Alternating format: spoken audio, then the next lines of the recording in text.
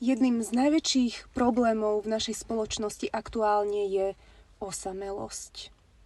A zrovna dnes som naživo videla prípad človeka, ktorý bol naviazaný od útleho detstva na domáce zvieratko, ktoré žiaľ dnes zomrelo.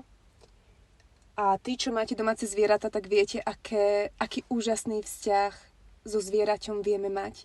Veľakrát možno aj intenzívnejší ako s ľuďmi, pretože zviera nehovorí, neargumentuje s nami, o to je to jednoduchšie so zvieratkami.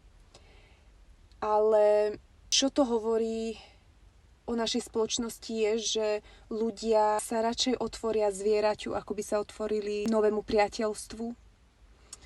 A preto som veľmi vďačná, že máme príležitosť vytvárať komunitu tu v Žiline cez našu prácu s deťmi a tak budovať priateľstvá medzi rodičmi, lektormi, medzi deťmi navzájom a tak znova rozširovať ten okruh náš spoločenský a sociálny, pretože sa navzájom potrebujeme.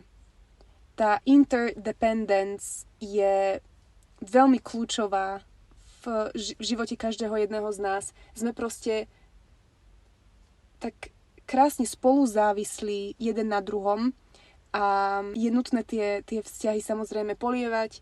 Ja sama viem, že tento posledný rok, ako som rozbiehala Helen Doron v Žiline, veľa vzťahov išlo do úzadia, aj rodinných, aj priateľských.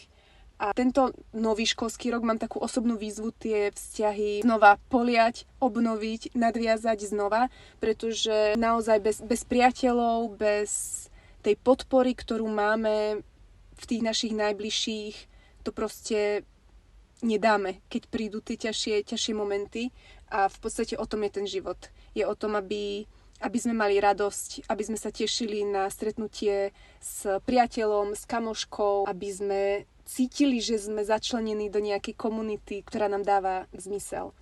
Takže ja som veľmi vďačná každému jednému rodičovi, ktorý sa rozhodol nás podporiť či už minulý rok alebo tento rok a tým nám dal príležitosť cítiť sa potrebne v našej spoločnosti a tým tak celkovo dotvoril to, čo sa tu snažíme vytvoriť. Takže tak, ďakujem za pozornosť.